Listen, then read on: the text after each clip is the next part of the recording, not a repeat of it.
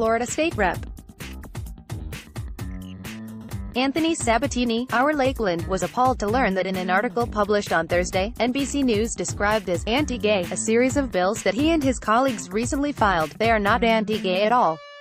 In fact, none of these bills have anything to do with gay and lesbian issues, Sabatini told The Blaze in a phone interview on Friday. Sabatini said his bill, the Vulnerable Child Protection Act, was designed to keep children safe and prevent the Texas custody battle over a 7-year-old boy, whose mother claims is a transgender girl, from playing out in Florida.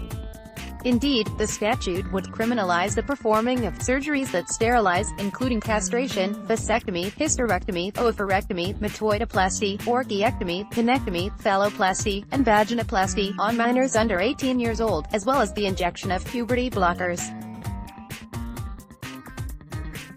Under Sabatini's legislation, any doctor who performs these procedures on a minor could be charged with a felony. Democrats and activists oppose the bill. At least 2 Florida Democratic lawmakers oppose the Vulnerable Child Protection Act. Democratic State Rep. Carlos G. Smith of Central Florida said Sabatini's bill and others amounted to being kicked in the gut. His colleagues, "I am so utterly offended and disappointed," he said on Twitter. Meanwhile, Jen Harris-Maurer, a policy director with Equality Florida, an LGBTQ activist group, described Sabatini's bill and its Senate version as a clear attack on some of our state's most vulnerable youth. Children with gender identity issues are certainly vulnerable, but not in the way Harris suggests. While the actual percentages vary from study to study, overall, it appears that about 80% of kids with gender dysphoria end up feeling okay, in the long run, with the bodies they were born into. The Cut reported in 2016. Puberty blockers are also reported to be dangerous for children. It has been shown that puberty blockers interfere with the expected increase in bone density in adolescence, such that the bones are not as strong as they would be had normal pubertal development been allowed, according to endocrinologist Michael Laidlaw. These lost years of bone development cannot be regained. In addition, the FDA has received over 24,000 reports of adverse reactions to Lupron, the drug commonly used to delay puberty. The side effects include joint pain, osteoporosis, immune systems complications, and mental health issues, among them suicidal thoughts and severe depression. Lawmakers' wife harassed. Given the problems with puberty blockers and studies showing that the vast majority of minors with gender dysphoria change their minds and do not continue with their gender transition into childhood, Sabatini questioned the wisdom of subjecting children to drastic medical procedures. These people don't care about science or facts.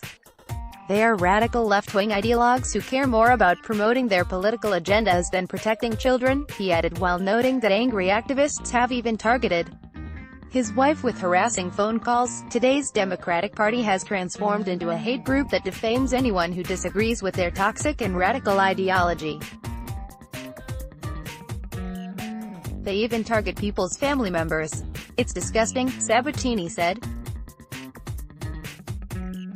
The bills have nothing to do with gay and lesbian issues. The 4 bills in question were all filed by Florida House Republicans and have accompanying Senate versions. 3 out of 4 of them are completely unrelated to sexual orientation or gender identity issues. As mentioned, Sabatini's HB 1365 would ban doctors from performing irreversible gender-altering surgeries and procedures on minors that an LGBTQ activist described as medically necessary care. Left-wing activists and NBC News described Sabatini's bill as anti-gay, in an attempt to conflate gender dysphoria with same-sex attraction.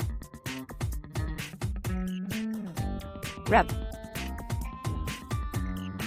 Bob Rummel's HB 305 would eliminate municipal employment ordinances requiring businesses to guarantee employees predefined work schedules, which are difficult to produce in certain industries, such as hospitality and retail, but was described as a repeal local employment anti-discrimination protections due to sexual orientation and gender identity. The bill does not authorize discrimination or allow cities to engage in discriminatory practices.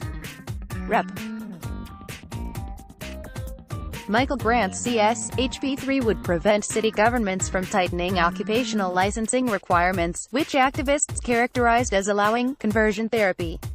However, neither Grant's bill, nor its accompanying Senate version, address conversion therapy. Rep.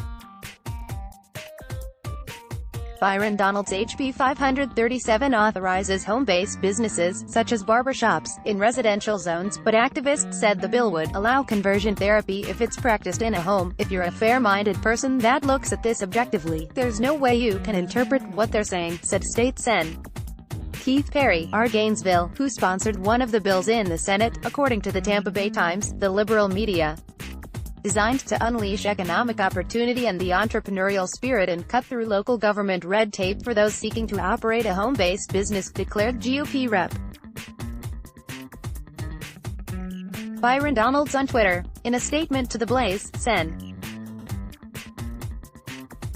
Drew Gruters, a Republican who introduced the Senate version of one of the House bills, said that Democrats are just playing politics. This is a case where people are trying to score political points rather than pass good policy. Gruters said, "Let's block ads. Why?